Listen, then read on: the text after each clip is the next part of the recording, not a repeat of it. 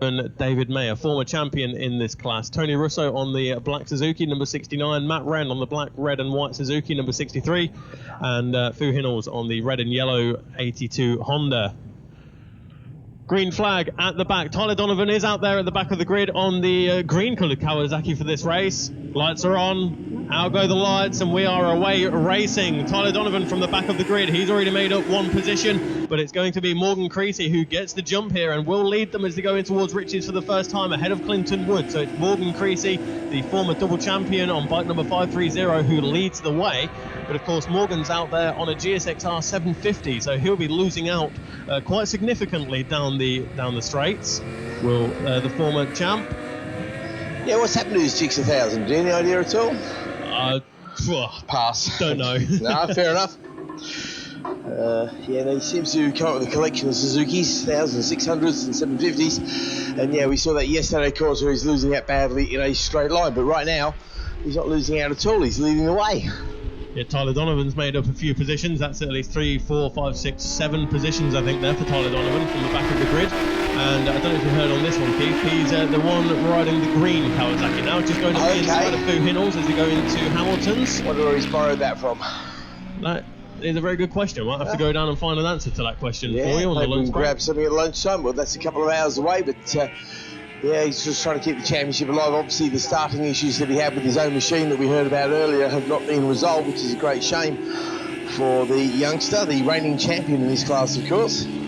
Unless Jeremy has a green ZX10, doesn't he? He does, yeah, the older 2004, I think. Yeah, Gen 1. So I think Tyler is a normal machine as a Gen 1 as well. Well, obviously there is a connection there between Tyler and Jeremy, because Tyler 600 is run by the Silver Arrows team, the Jeremy's team, so that could well be, you could well be right there. So it's just, it's always very weird getting another bike, even if it's a same sort of machine that you're familiar with. It always feels very weird. It's not my bike. Yeah, exactly. You kind of gen with your own bike very quickly. And okay. Right, so we'll have to keep an eye on Matt Wren. Looks like he's got no working transponder, so we'll watch him go up and down the timing screen. But across the line at the end of lap 1, Morgan Creasy has a 1.8 second advantage over Clinton Wood. Certainly is. Tyler Donovan is up 9 places. He's in 5th position overall, 3rd of the Ultras. With Tony Russo and David May up the road from him. 0.8 of a second is the gap between the first of the two extremes. Tony Russo, number 69, 0.8 of a second up the road from number 77, David May. Then it is Donovan from Hinels, Wallace, Eagling, Abraham and John Holden, number 12, who's on the Aprilia RSV Miele R, rounding out the top 10, top 11 overall, Keith. Really impressive Morgan Creasy here, mate. We do know that 750 is giving away a lot of herbs, probably around about 50 or 60 horsepower to the quicker Jixers behind him, or more powerful Jixers, I should say, because certainly in terms of outright speed, he is definitely the man to catch. Clinton Wood looks like he's being given a very hard time by Tony Russo there as well. Actually, Tony's been having a very good weekend, and David May, who is behind, has been keeping me honest in the extremes, the former champion versus the reigning champion. But look at Tony Russo, he's getting that Jixer 750 turning very nicely through Williams down there, and he's able to use the slipstream of Clinton ahead of him. He can't really put himself in a position to pass, but it certainly tows him along just a little bit. You can see the power of the 1000 just opening up the gap there. But yeah, Clinton Wood being given a very hard time by Jixer 750's front and rear, mate. Yeah, he certainly is. And as you said there, Tony Russo has taken both victories so far this weekend, so he's looking good. Is Tony Russo, the reigning champion for the Thunderbike Extremes, as they make their way around the bomb hole then, and it looks as though there was very much a challenge on the cards here, because Tony Russo is right in the wheel tracks of Clinton Wood. He's trying to go the long way around, and Tony Russo gets it done around the outside at Corrams and up the inside into Murray. So well done and fair play to Tony Russo. That is a brave move on Clinton Wood, but all of that hard work, watch it come undone as Clinton Wood uses the power of the machine. Yeah, gives it a full mirror signal manoeuvre and says, yep, you want to go fast here, need some herbs. But no, fair play to Tony Russo. That was an absolutely brilliant move, as Clinton not known for taking prisoners, shall we say. Obviously, Clinton was just lining himself up nicely on the straight to put his bike in an ideal position, but when you've got as much horsepower as he has compared with the opposition, but nonetheless, from Tony Russo, that was an absolute brilliant move. As moves go, that is one of the best we've seen all weekend. Advantage Creasy now 3.7 seconds as well across the line as he turns in a 2-minute even lap. Now, the ultra lap record, of course, is going to be well out of his reach because that 54.847 was done on the Dix 1000. But you would too wonder if the extreme lap record, no, it's just half his fair play, 57. So, yeah, we are a little bit far away from those lap records. Tyler Donovan goes past on Matt Wren as he gets used to that Kawasaki. And, in fact, Tyler is only a few tenths of a second behind his 600 owner bike, David May. Yeah, he's just up the road there. I think that's Tony Russo looking for the inside on Clinton Wood, but I don't think there'll be much point doing that because Clinton would have just used the big power of that 1000cc. Watch the power down the back straight. We've got an ideal viewpoint from here to, well, not ideal, but a pretty decent viewpoint. And that's 10 bike lengths. Yeah. That's 15. Exactly. That is the difference with the big Suzuki. But fair play to Tony, he's keeping him very honest indeed. I imagine Clinton's probably enjoying the little tussle there. I imagine Tony's got a real smile on his dial as he tries to keep the man in front of him very honest indeed. They're through the bomb hole now, and it is Clinton Wood who has the advantage, but this is where one lap ago Tony Russo tried to make the move. He's not close enough this time around to try it again. Oh, really? Tell you what, if this is motocross, you'd think he's using the berm. Yeah, absolutely. He's working the outside beautifully. This time, though, you're right, he does keep it a little bit tighter there as Morgan comes across the line and is looking good to add 25 points to his little tally there, but it's going to be 24 Clinton Wood. Tyler, I think that is Jeremy's bike, actually. Now I've seen it in the flesh. Yep, you're right, absolutely right, mate. So that's Tyler Donovan up to third place in class, fourth overall. I really don't think he's going to be able to get near to, well, he can't get near Creasy. I don't think he's going to get near enough to Wood to give him a bit of a challenge, really, because he is around about a second and a half away from him, but he is getting more and more familiar with this bike. He did set the lap time pretty much identical to Clinton Wood's last time round. It was David May who was the loser on that lap, gets relegated a couple of bikes places, but he's still second of the extremes with Big Food. Matt Hills in third place of the extremes. Sean Wallace half a second or so behind him. There's Robert Eagling, David Abraham, John Holden, Andy Houghton, Paul Fagg, Calvin Grimes, the last of the runners and riders. I think this is where Tyler Donovan, he seems to be getting more and more comfortable with that borrowed ZX10 now, and he's got Tony Russo not too far up the road, so I think he may be able to use the superior power of that ZX10 down the Bentley straight to try and get past Tony Russo on this occasion, because we've seen how much of a gap Clinton Wood is able to open up on the Thunderbike Extreme machine, so Tyler Donovan will be able to do that, but rather than leave Tony Russo, he'll be able to catch him. Well, we'll wait and see how that works out. Obviously, the man he really wants to get hold of is Clinton Wood. He'd like to put another 5 points over on Clinton, because coming into this particular round, Tyler enjoyed a 77-point advantage over Clinton, but that's come down. And he's just gone purple in sector number 1, Tyler. So, yeah, thank you very much for reinforcing what I said there, Tyler, that you're getting comfortable with that bike. I don't think he's found his way through yet on Tony Russo, but Tony is so strong in that second sector, isn't he? I mean, again, he loses out in the first because of the power, or lack of, I should say, and then round the second sector through the twisty bits, he's back on the case with Clinton.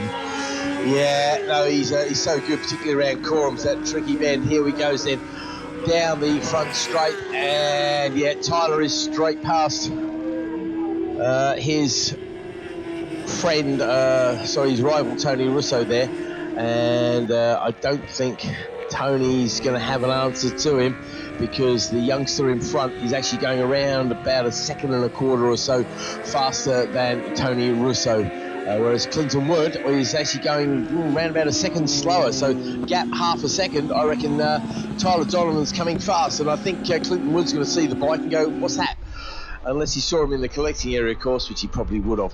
Here we go then, up towards Agostini's, and that gap is coming down rapidly. Tyler getting more and more comfortable with that machine as he comes out of Agostini's. Does he power up nicely? Yes, indeed he does.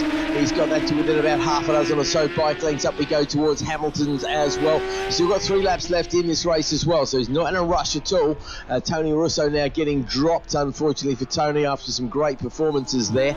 And there's Tyler, got that gap gap down to about 3-4 bike lengths, I think.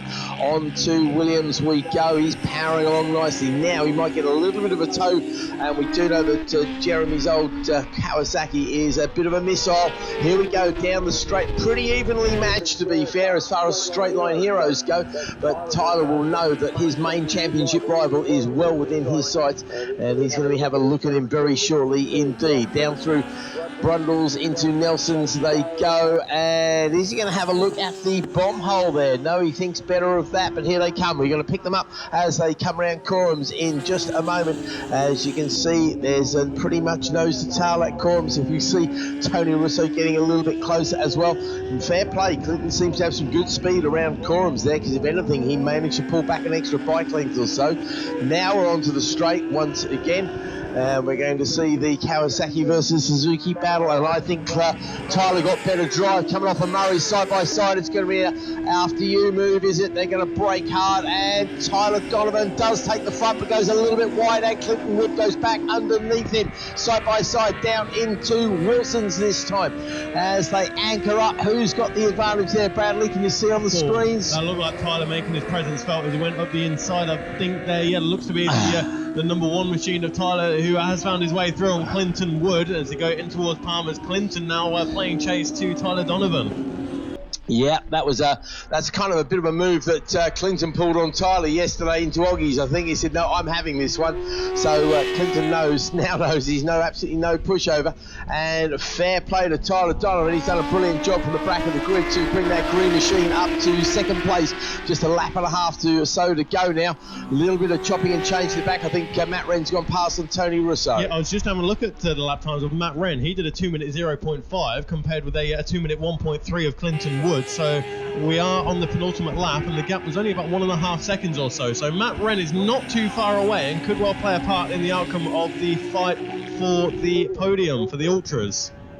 Yeah, that'll be interesting to see. Yeah, that last lap flag, the old hurry-up flag's going to be coming out next time round. Now is Tyler Donovan's punched his way up to second place. Brilliant effort, and he's going to have an empty track in front of him because there's no real back markers to play with because everybody's reasonably spread out. And the number one machine will only see the 530 machine, the Dayglow Express. What did you describe it as yesterday? The highlighter yellow colour. Yep, as that makes its way into Murray's. I think Tyler's probably going to be a little bit too far back to challenge. However, the way it stands at the moment, he's on for pole position in the next race, or whether his bike or indeed Jeremy's bike, I think he's going to get what it takes. There goes Morgan then across the line. It was over 6 seconds last time. 2 minutes 0.405. Here comes Tyler. He goes half a second or so quicker, but unfortunately he's still 5.5 seconds behind, but he's opened up the gap between himself and Clinton to 1.8 seconds. Russo is 1.2 back. Then, Wren, who is 0.3 away from Clinton. Yeah, and he went 1.3 seconds quicker than Clinton Wood did Matt Wren. So this, of course, will be the fight for the final podium position in the Ultras. And Matt Wren, if we have a look at the championship standings there, Matt Wren has had 2 third places so far. He made it a third yesterday, so I'm sure a fourth wouldn't go amiss. No, absolutely. His lovely wife and his son Keith there will be cheering him on, no doubt. Here they come then up towards Agostini's once again, and this is a move from Matt. Is he too far back to have a go there? The leader Donovan powers his way out of Agostini's, and Matt Wren, I think he's possibly made a little bit of a mistake there in the corner, unfortunately. Just loses out a couple of bike lengths, so if he's got a plan, it better come to fruition very rapidly indeed. Morgan is well and truly up the road, of course, 5.5 seconds to the good, all on his own, and we can't take it away from Morgan, can we? He's using that 750 Kawasaki to brilliant effect. He really is. Suzuki, sorry.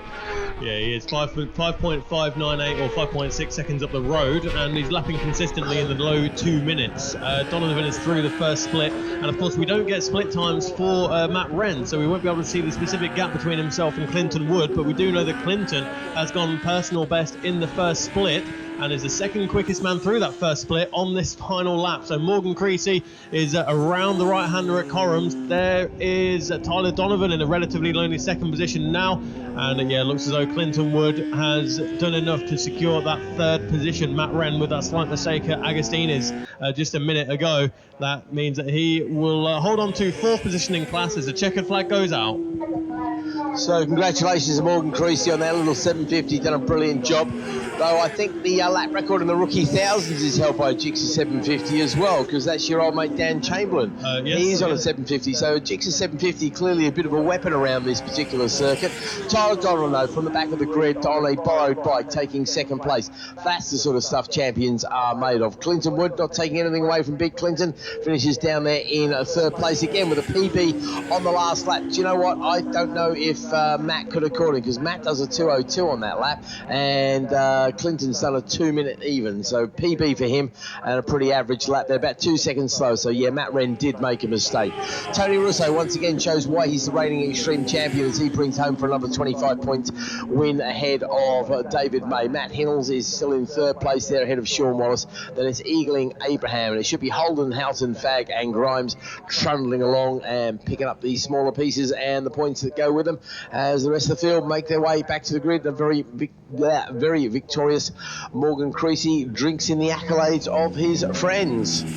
Right, I can see a couple of bikes making their way down in the general direction of what we call the collecting area, where they're going to be greeted into the loving arms of a Big Bird. I'm not sure if Sue and Henry are here this weekend, actually, mate. I don't think I've seen Sue or Henry. There's quite a few people I haven't seen, because that is the nature of paddock life, unfortunately. You don't get to see everybody every single time.